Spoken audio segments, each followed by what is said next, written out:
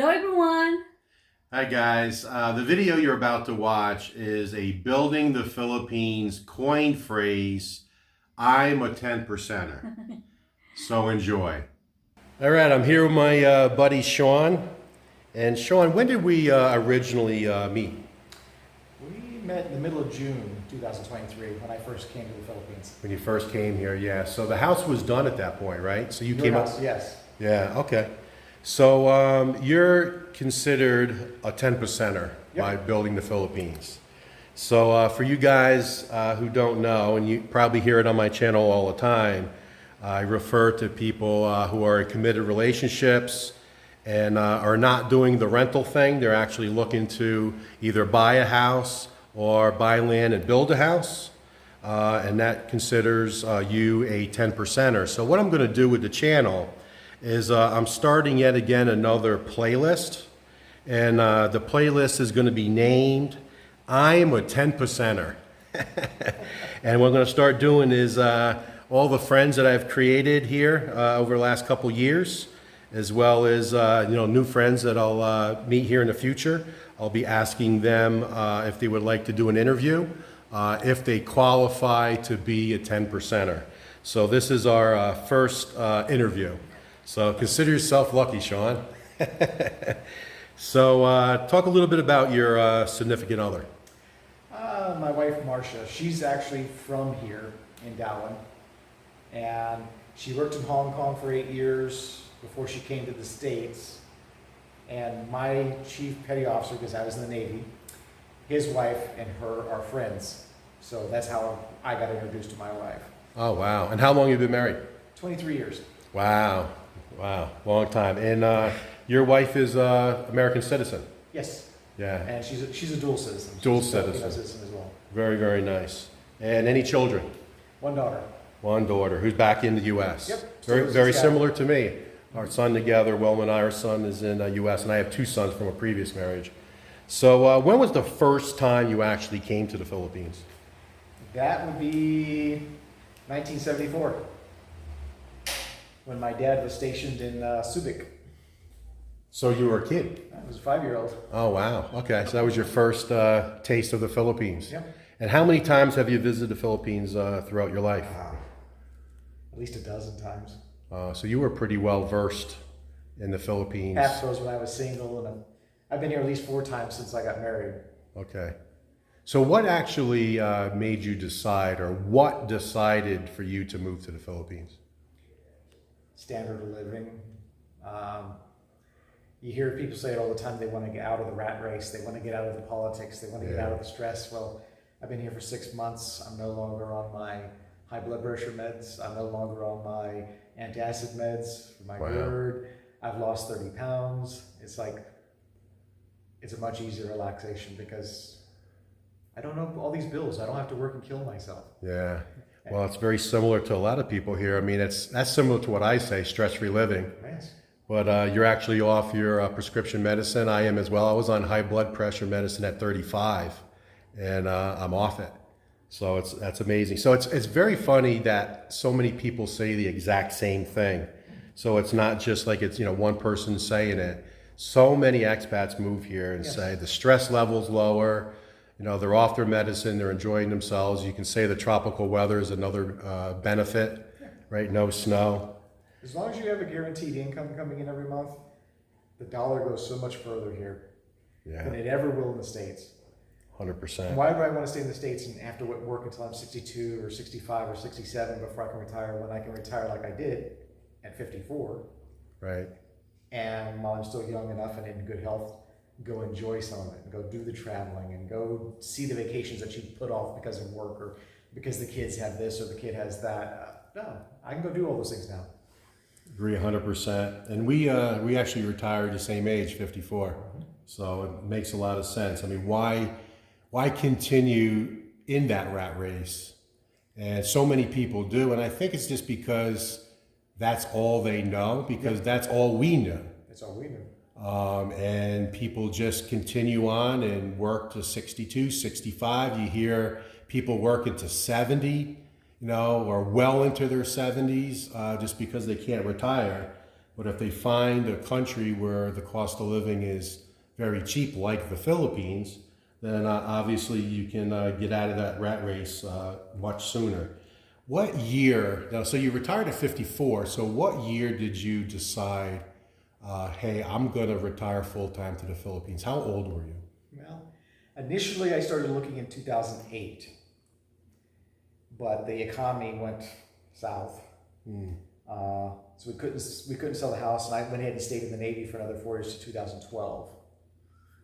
And in 2012, because the daughter was getting ready to start high school, I was like, you know what? Let's just stay here and let the daughter finish high school. And once she moves out on her own, then we can go do this. And then COVID hit.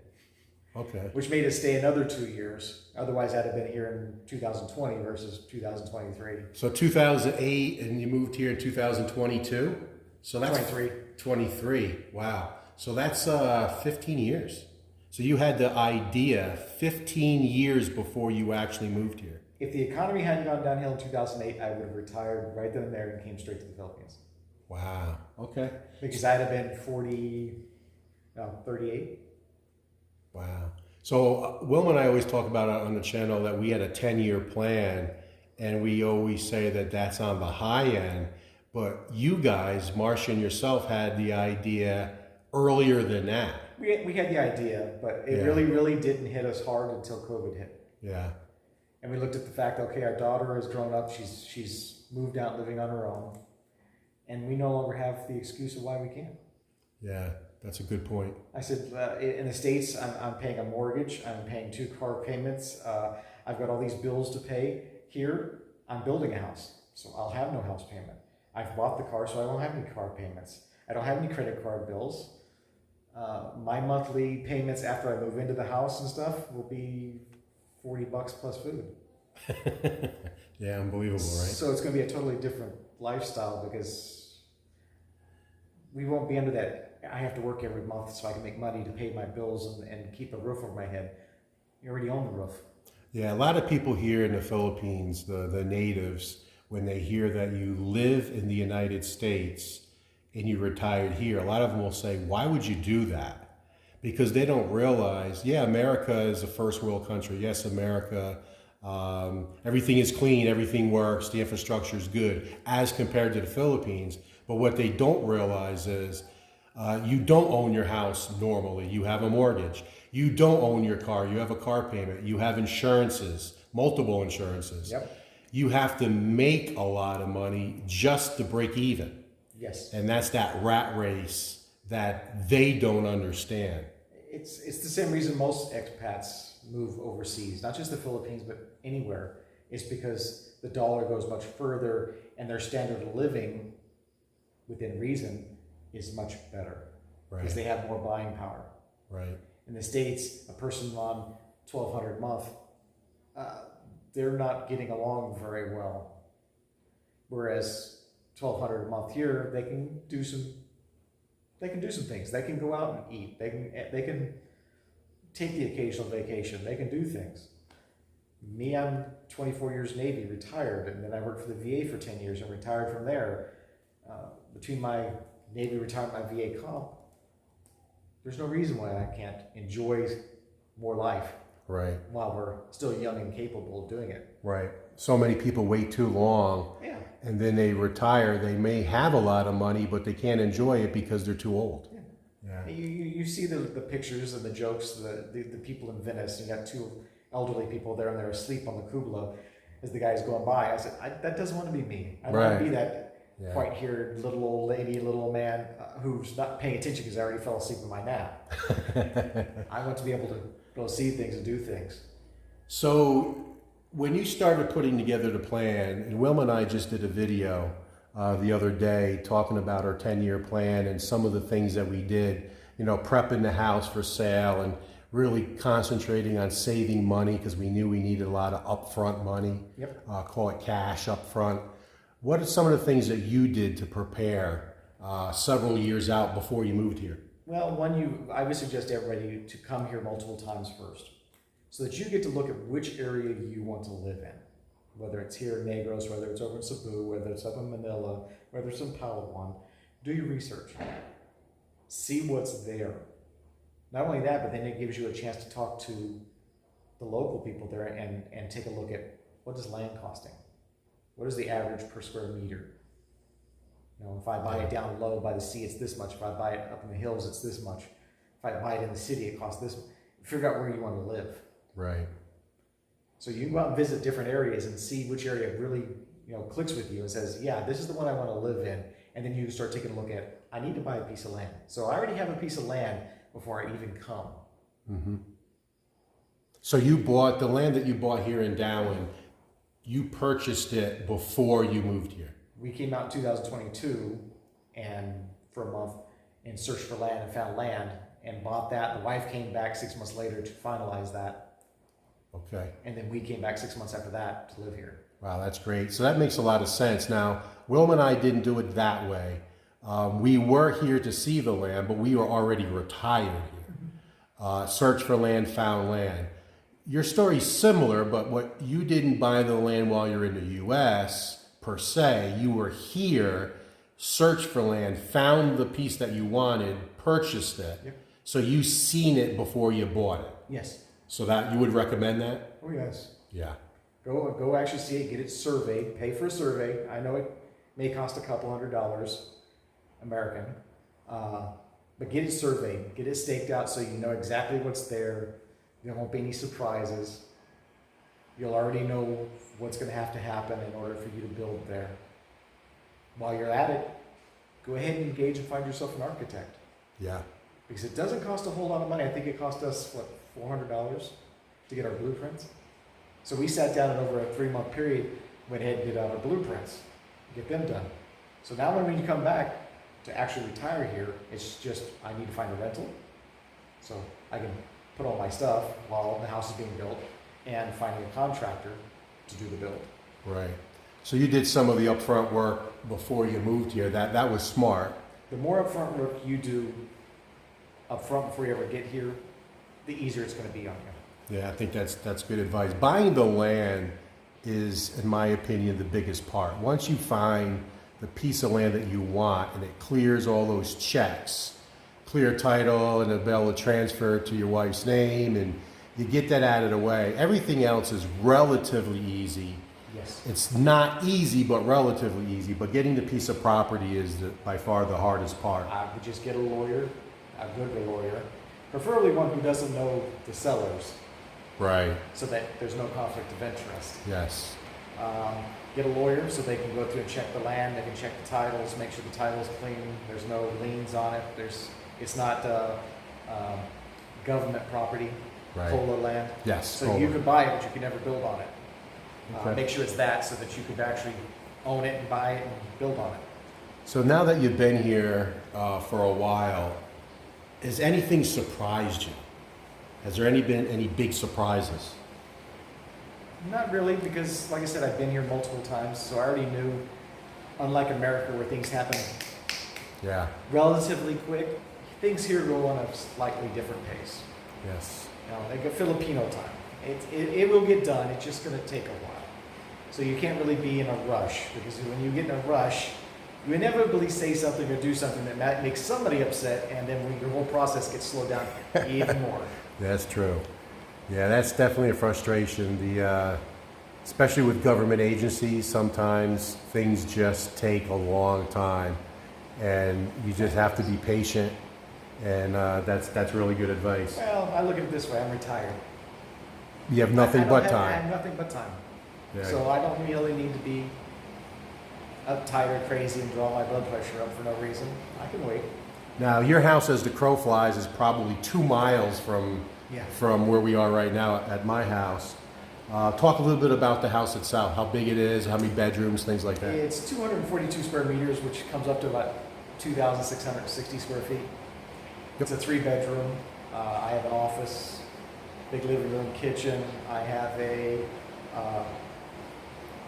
American-style 2-car garage, which is one of my requirements. I have a tool room and a storeroom out back as well. So I've seen the plans, guys. It's going to be amazing. And remember I told you guys there's like 3 ways to get up to our house? Well, I've been driving by Sean's property like 3 times a week. And if he's there, I beep the horn. Yeah, I can't wait for it to be built. And at some point, I'm going to stop with the camera and shoot some video so I can share the house going up with all you guys. So yeah, it's going to be really, really nice. When do you think it'll be done? Like what month do you plan on We're moving looking in? right now, mid-June to early July. Okay. So 6 to 6.5 months from now, it should be done. So two things that's interesting that I have not talked about on my channel. Number one is Wilma and I brought a lot of our belongings in Balik buy-in boxes. I know you ship some as well. And Wilma and I shipped 35 Balik buy-in boxes. But the drawback there is it has to fit into the buy-in box. And you know, a couple of them we cut in half, so some of the bigger items we used two together. But you actually shipped a container from the west coast of the U.S. directly here to this island. So talk a little bit about that. Once again, it's part of that process. You need to look at doing your homework ahead of time and going out and interviewing different companies. I not only looked at the company and their own website, I also looked at their comment sections, how many stars they had. I also went to the Better Business Bureau to see how many complaints they had and what kind of complaints they were having. Because once you know that, it gives you a better idea of, okay, this is a good reputable company, because the complaints they're getting are pretty minor. And once I chose the company, it was just a matter of setting up, talking to them, finding out how much the cost was, what the process was. Because the main company I talked to was out of New Jersey. But they had a local company where I was at, Jordan River, which is all over the states, I know now, and they came in to actually do the pack out. They packed my house out in 2 days. Wow. Professionally packed everything. They took it to their storehouse, we followed them over, no problem. Washed them, put it all in the big crate boxes, and then put it in a locked space until the container arrived. And then we were the day the container arrived and watched them unpack it all and put it in the container. And we had nothing broken. Wow. When it got here. So when it left your house in the U.S., how long did it take till it arrived here, Negros? Or 2 months. Wow, that's quick. Yeah, that's pretty quick. They packed me out on the 27th and 28th of March. The container left the States 12th of April and got here the 30th of May. So if any of you guys want more information about that, just reach out to me in the comments. I'm sure Sean could... I'm on Facebook. They can get me. Yeah, okay. So I'll leave that link for everybody to look. A lot of people talk about, I would love to move to the Philippines, but I don't want to get rid of all my stuff. So there is an option of throwing all your product in a container and shipping it. It cost me $29,000. $7,000 of that was insurance. Wow, okay. So the actual move, if I didn't insure it, would have only been about $21,000. Plus it cost me $2,000 in import taxes. So when I flew in, we flew into here, and the next day we flew over to Cebu, so we can go ahead and pay the taxes and get the container released, so our moving company can go ahead and bring it over. And they put it on the ferry and brought it over and parked it right in front of my house and unpacked it for me. Wow. So So the they rent- packed and unpacked. So yeah, it's a bit of, you got to be able to work. My wife came over, she's the one who got the rental. We rented a 3-bedroom house just so we'd have the extra bedrooms to stuff all our stuff in. And people ask, well, why do you spend all that money to bring all your stuff here? Well, because finding good quality furniture here is a lot harder. And if you have good quality furniture in the U.S., Yes. you might not want to get rid of it. There could be sentimental value, Yeah. quality, and you just... I mean, you can get good quality furniture, but you're going to pay for it. Right. And you're going to have to go to places like Cebu, Manila, Iloilo, in order to get it. And then you have to get it shipped to wherever you're at. Right. You shipped your tools. I shipped everything. Like everything in the garage, my lawnmowers, my weed eaters, all my hand tools, my chainsaws. And if you're going to bring chainsaws, get the permits before you ever pack your stuff. Right, I remember you talking about that. After you pack it, it's a little more painful, and it could hold up your container. Same thing with firearms. Don't bring anything. Don't even bring empty shells. Right. Because if they find just one, they'll take everything in your container out and look for it because they think there's more. Right, right. Well, that's a good option, guys. So I know you guys do comment about not wanting to part with certain items.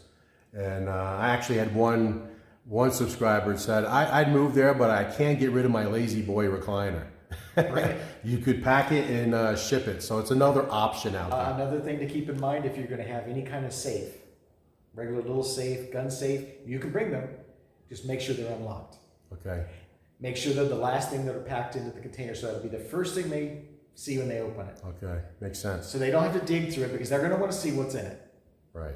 Yeah, it makes a lot of sense. To make sure you're not bringing anything illegal in. So if it's there and it's unlocked, that's even easier because they go, okay, nothing's here, move on. It's a good option to have, or you could just come with a suitcase. You could do like Will and I did, is shipped 35 Balabayan boxes. We shipped 19. Yeah, I shipped Even though I shipped 19, I still went to Costco and other things to, hey, what are we going to send ahead of time? Right. Because I don't want to get there and have to pack stuff out of boxes. So what pots and pans, let's go to Costco and buy a set of pots and pans and some dishes so that we have them in the rental. The peanut butter, the cough syrup, and the cough drop, the... Just hard to get things, yeah, hard to get things here. Yeah. It's easier if you come here multiple times and you can go to S&R and Landers and you can take a look and say, okay, they have this, so I don't need to ship it.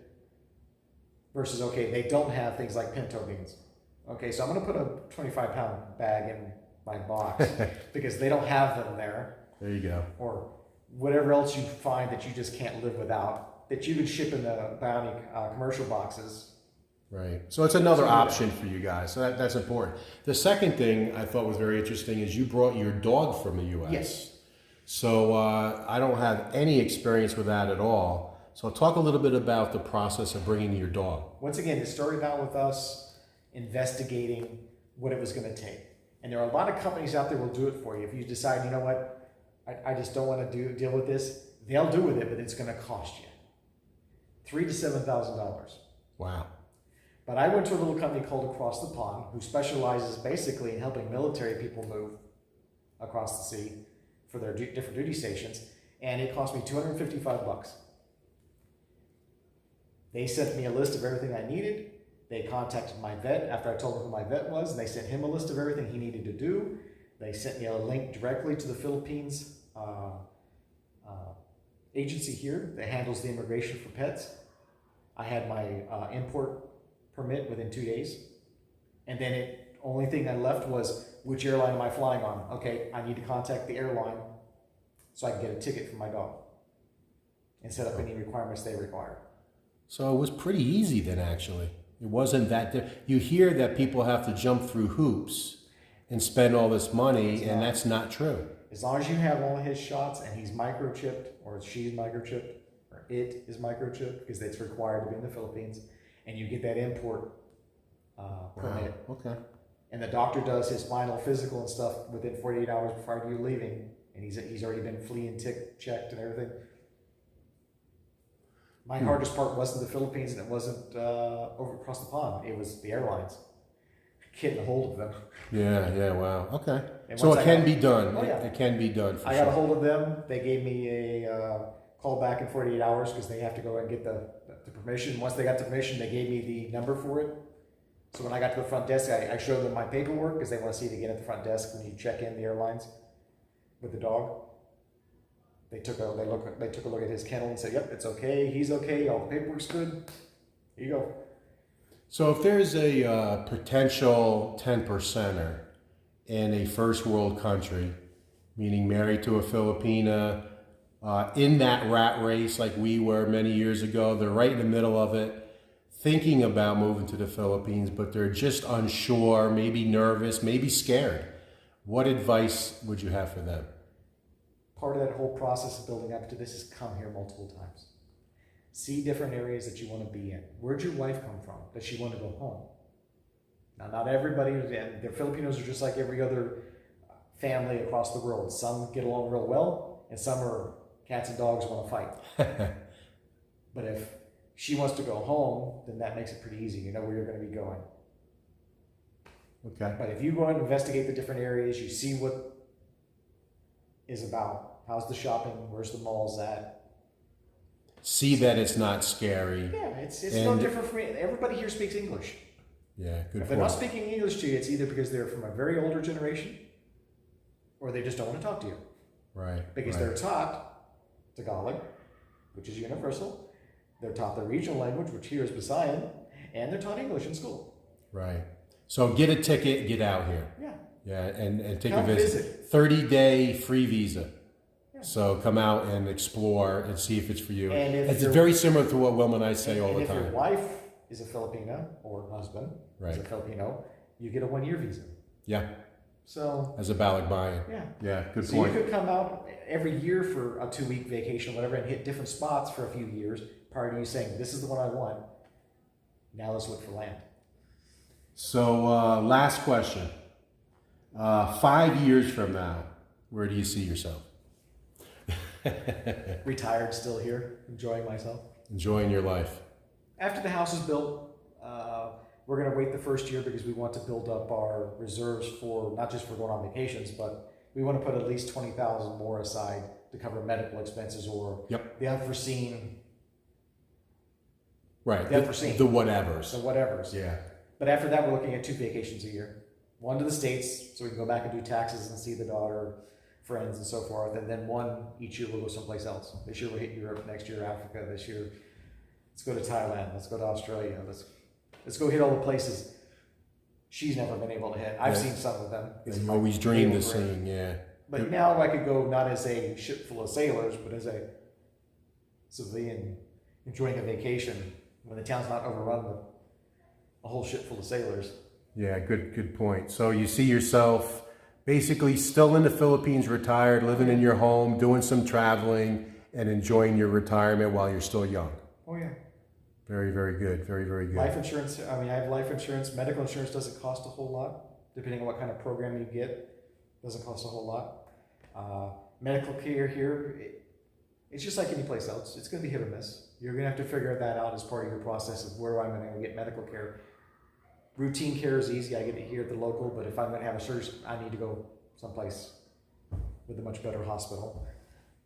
Fortunately for us here, it's not that far of a flight to catch a flight and go up to Guam if I need to go there, or I can go to Manila and go to the VA there. Yeah, so you got it all figured So out. there's a few options there. Without question, the people who do the most planning, like you and Marsha did, are the ones who are always the most successful. That's what I've always noticed. And then the advice of coming here multiple times, seeing the Philippines before you make that jump is excellent advice. So, Sean, I appreciate it. No problem. Thank you for the interview. And without question, you are a 10%er.